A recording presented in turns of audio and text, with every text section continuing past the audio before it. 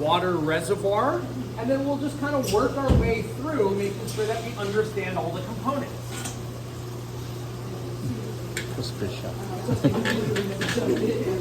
So this is our primary sump.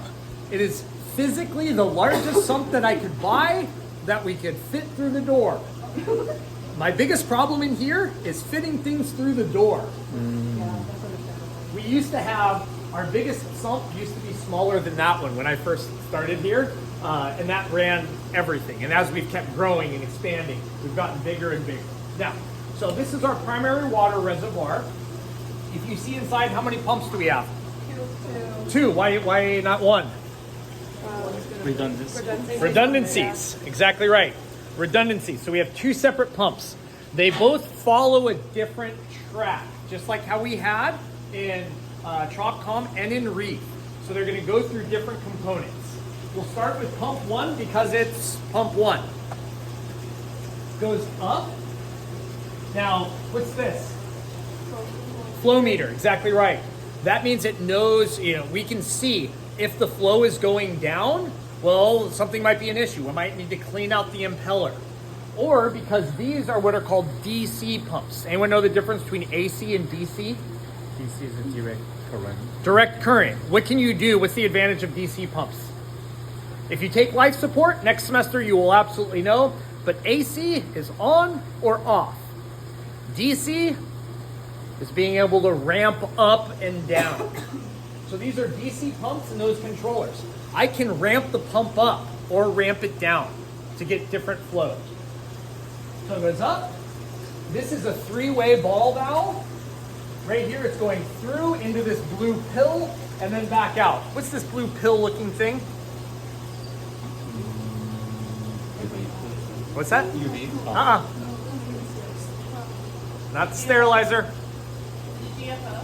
Nope, not the GFO. Protein skimmer. Nope, not the skimmer. What else do we need in this temperate system? Super important for temperate. It's our chiller. It's our chiller. This is our primary chiller. So it's called a shell and tube chiller. And if you follow it, all of this copper pipe all the way out, where do you think this copper pipe goes? Out into the yard to that commercial air conditioning unit. That's right when you go out the door and it's on the left-hand side. That's our primary chiller. So this is how it cools down the water using that air conditioner. This right here. So this is our primary chiller. Goes through that, which is a flow switch. Basically that will do, if flow kicks off, it'll stop the chiller, because if it thinks it needs to chill but no water is flowing through it, what happens? Well, it'll get colder and colder and it'll expand and it can actually burst the pipes. That's a flow switch. And then it goes up, branches off, and mostly we have it close that ball valve. So this pump basically goes to that side of the aquarium. Kelp forest, jellies, octopus, headlands, filter feeder, and sharks.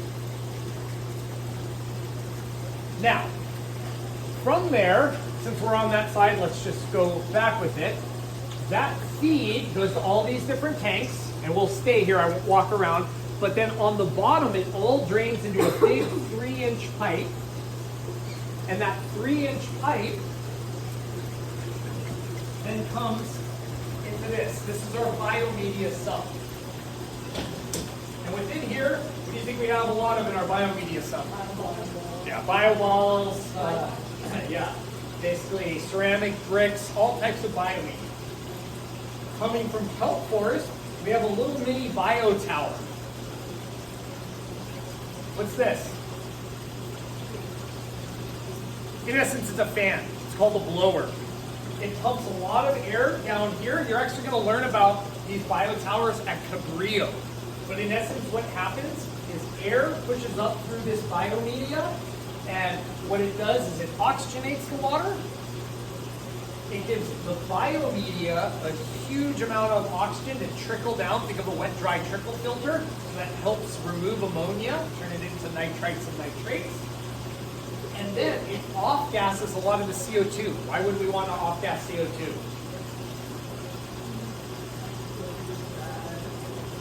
Why? What does CO2 do? How? Yes, by lowering the pH. So by off-gassing the CO2, it helps to raise the pH of the system. Because remember, all those bacteria and all these fish breathing are putting CO2 into the system and lowering the pH, make it more acidic. Then, from there, it goes through these columns. Here we generally keep activated carbon. What kind of filtration? Chemical filtration. So our activated carbons are in here. Then it goes through this. This is it's currently broken, but this is our macroalgae tower. Normally there's LED lights on this, and they're on at nighttime. And then we have a bunch of algae in here.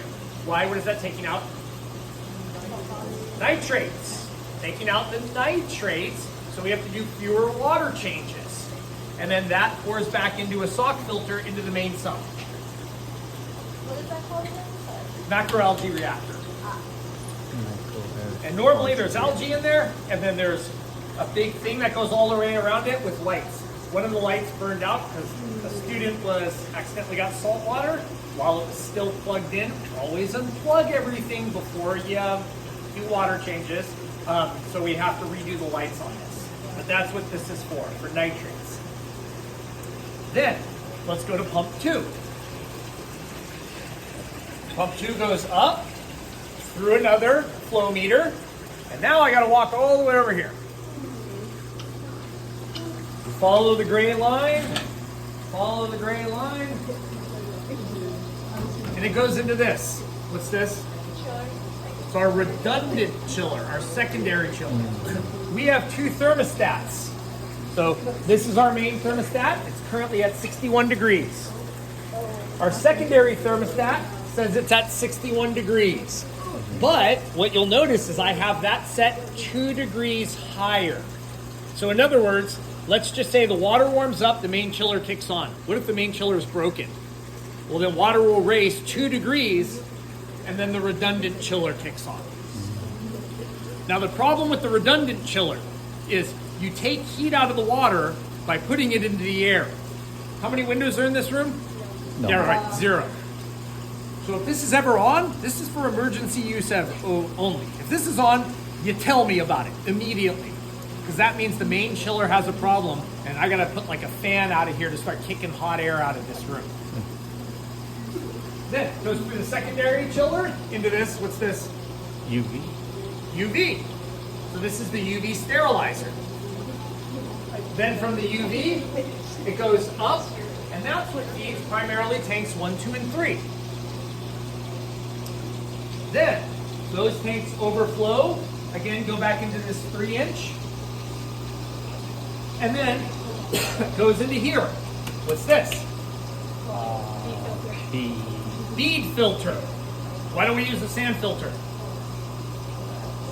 Water costs with backwashing. You want to see me do a backwash? It's done. Bead filter goes in.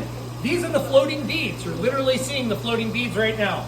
Goes in, comes out, and what's happening is we have a little air pump under there. Remember I showed you the video of how it works? This basically fills up this charge chamber, agitates all the beads, probably once a day or so.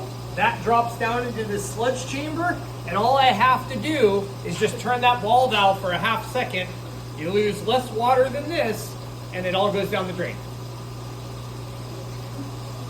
Now, of course, there's a bypass. All of our systems have bypasses on it. So if this breaks or this breaks or that breaks, you just throw a couple of ball valves, and then we bypass it. Then this comes out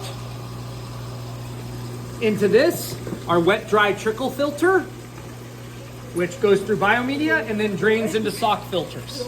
Biological filtration, mechanical filtration, back into the sump.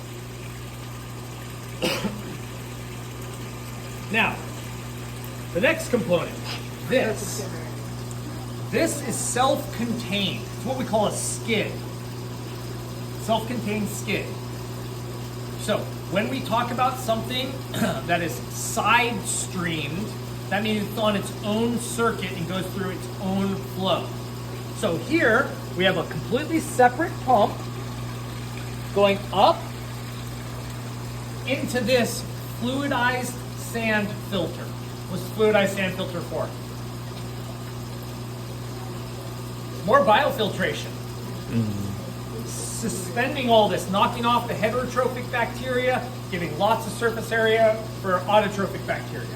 That then pushes the sand up, fluidizes it, up into here. It comes in to the protein skimmer high and goes out low. Why?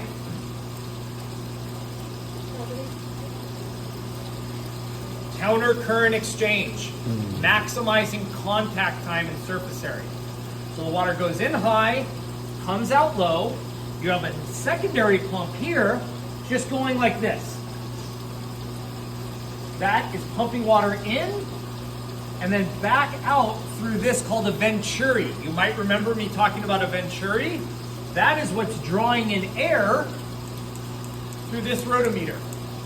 Goes through here, up through a check valve, up high enough to where it can't bleed out, and it sucks in air. If I were to hold my finger on this, all those bubbles would disappear in another minute.